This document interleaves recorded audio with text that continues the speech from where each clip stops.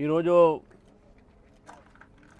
ఇంత ఎండ ఉన్నప్పటికీ కూడా భారతీయ జనతా పార్టీ ఇక్కడ రైతుల కష్టాలు ఈ యొక్క ప్రాంతంలోనే కాదు, హన్మాపురమే కాదు, మొత్తం రాష్ట్రంలో ఈరోజు రైతులు పడుతున్న బాధ ఇక్కడ మనం దాని ప్రతిబింబం చూడవచ్చు. ఇక్కడ ఈ యొక్క కొనుగోలు కేంద్రాల్లో ఉన్నటువంటి ఒక పరిస్థితి ఇంతకన్నా అధ్వానమైన పరిస్థితి చాలా చోట ఉన్నాయి. ఇంతకుముందే ఒక వీడియో నాకు పంపించారు. కనగల నల్గొండ జిల్లాలో అక్కడ ఉన్నటువంటి ఒక కొనుగోలు కేంద్రాల్లో ఒక రైతు ఆత్మహత్యకు పాల్పడ్డాడు.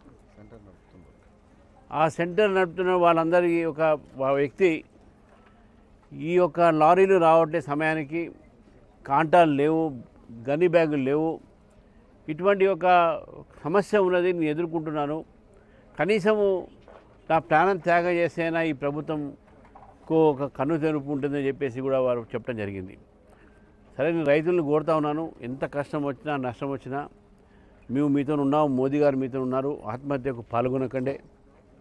కానీ ఈరోజు రాష్ట్రంలో ఉన్న పరిస్థితి ఈరోజు మనం చూస్తూ ఉంటే, ఏ రైతు మీద అయితే రైతుకు ఆ రోజు మాట ఇచ్చినటువంటి ఒక ఈ ప్రభుత్వం ఈరోజు రైతుల్ని మర్చిపోయారు, రైతుల్ని గాలికి వదిలేశారు. రైతులకు వాళ్ళ బతుకు వాళ్ళే బతకండి అనేటటువంటి ఒక రీతిలో ఈరోజు రైతులు ఇక్కడ ఉన్నారు. నా చేతిలో ఈ మొక్కలు ఉన్నాయి. ఇప్పుడు 15 రోజులు, నెల రోజు నుంచి ఇక్కడ కుప్పలు పెట్టుకొని రైతులు వెయిట్ చేస్తూ ఉన్నారు. ఇది ఎప్పుడు లిఫ్ట్ అయితే రైస్ మిల్లర్స్ తీసుకుపోతారు. నరేంద్ర మోదీ గారు ఎంఎస్పీ పెంచారు. మళ్ళీ ఆ ఎంఎస్పీ ఆ ఒక రేట్లో మిల్లర్స్ తీసుకోవాలి. గన్ని బ్యాగులు కేంద్ర ప్రభుత్వం ఇస్తుంది, దానిపైన ఉన్న టార్పోలిన్ కూడా కేంద్ర ప్రభుత్వం ఇస్తుంది. కనుక రైతులందరూ కూడా రెంట్కి తీసుకువచ్చి కొనుక్కొని దాని మీద కవర్ చేసుకుంటూ పడితే, నా వాన పడితే మళ్ళీ ఎండబోసి, మళ్ళీ వాన పడితే మళ్ళీ ఎండబోసి, 4-5 సారి ఒక 15 రోజులు 20 రోజుల నుంచి ఈ పరిస్థితి ఇక్కడ ఉన్నది. ధాన్యం ఒక రేటు తగ్గిపోతుంది, రేటు తగ్గిపోతుంది. నీళ్లు పడి సరైనటువంటి ఒక ఇక్కడ ఫెసిలిటీస్ లేక ఈ మొక్కలు వస్తూ ఉన్నాయి. రైతు ఎకరము 2 ఎకరాలు చిన్న అన్ని సన్నకారు రైతులు ఇక్కడ ఉన్నది.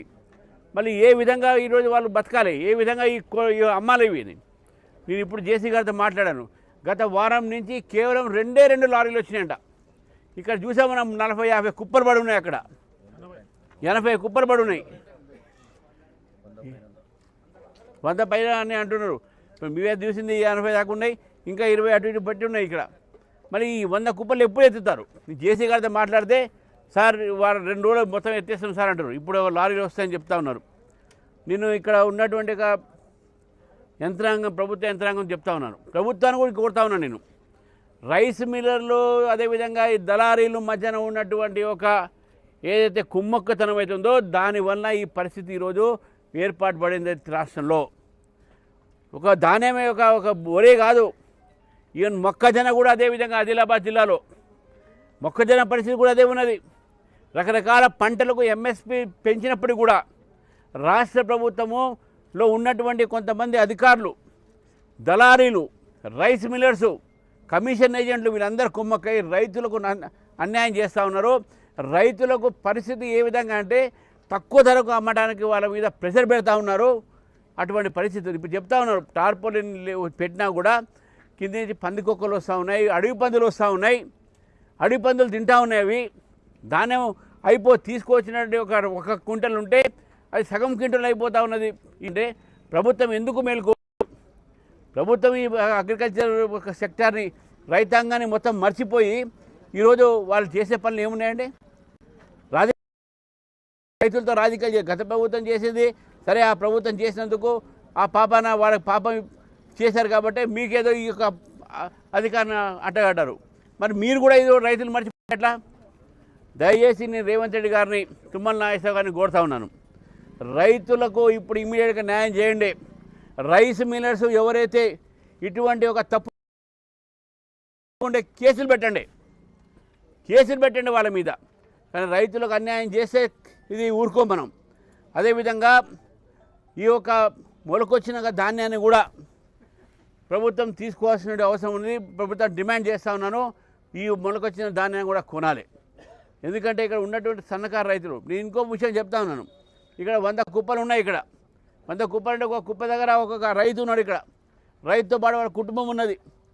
నెల రోజు నుంచి ఇక్కడ ఉన్నారు. ఎండకు ఇక్కడ ఉండే నీటి వసతి లేదు, భోజనాల వ్యవస్థ లేదు. సరే, వాళ్ళ బాధలు వాళ్ళు పడుతున్నారు. కనీసము ఈ యొక్క రైస్ మిల్లర్స్తో పిలిపించి మీరు వార్నింగ్ ఇచ్చి ఇవన్నీ లిఫ్ట్ చేయమని ఎందుకు చెప్పట్లేదు? ప్రభుత్వాన్ని ఎందుకు ఈ పని చేయట్లేదు? ఎందుకు 1 మంత్ ఆగాల్సి వస్తుంది? చివరికి దాన్ని మళ్ళీ సెంట్రల్ గవర్నమెంటే మళ్ళీ ప్రొక్యూర్ చేసేది 100%. మరి మీవే ఇస్తాం మళ్ళీ మీకు దాన్ని పైసలు. కాబట్టి ఈరోజు కేంద్ర ప్రభుత్వం నుంచి వచ్చినటువంటి ఒక ఎంఎస్పీ రేట్ కానీ, టార్పోలిన్లు కానీ, మీ యొక్క కాంటాలు కానీ అన్నీ కూడా మేము ఇస్తున్నాం. ఒక్క పైసా ఒక దబ్బడం ఒక ఖర్చుతో సహా, సూత్లీ ఖర్చుతో సహా మొత్తం కేంద్ర ప్రభుత్వం ఇస్తుంది. కానీ రాష్ట్ర ప్రభుత్వం వైఖరి రైతాంగ వ్యతిరేక వైఖరిగా ఉంది. కాబట్టి ఇప్పటికైనా తుమ్మల నాగేశ్వరరావు గారు, రేవంత్ రెడ్డి గారు ఇద్దరు మీరు రైతులను పట్టించుకోవాలి. పట్టించుకోకపోతే రైతులు సంబంధించిన దాంట్లో భారతీయ జనతా పార్టీ తప్పకుండా దీనిపైన మేము ఆందోళన చేస్తాము. మా కిసాన్ మోర్చా కూడా దీనికి ముందుకు ఉండి రైతుల పక్షాన ఉంటుందని చెప్పేసి కూడా ఈ సంగతి తెలుసు. మరొకసారి ఈ మొక్కను చూడండి, మీరు చూడండి ఏ విధంగా పాపం మీ ముందే ఇచ్చిన ఇవన్నీ ఈ యొక్క ధాన్యం వాళ్ళు తీసుకొని ఎంత వాళ్ళ కళ్ళలో నీళ్ళు పెట్టుకుంటూ ఉన్నారు. మరి ఆ కంట్లో నీళ్ళు ఈరోజు రేవంత్ రెడ్డి గారు, అదేవిధంగా తుమ్మల నాగేశ్వరరావు గారు చూడాల్సిన అవసరం ఉంది. ఆ రైతాంగాన్ని నేను కూడా కోరుతా ఉన్నాను.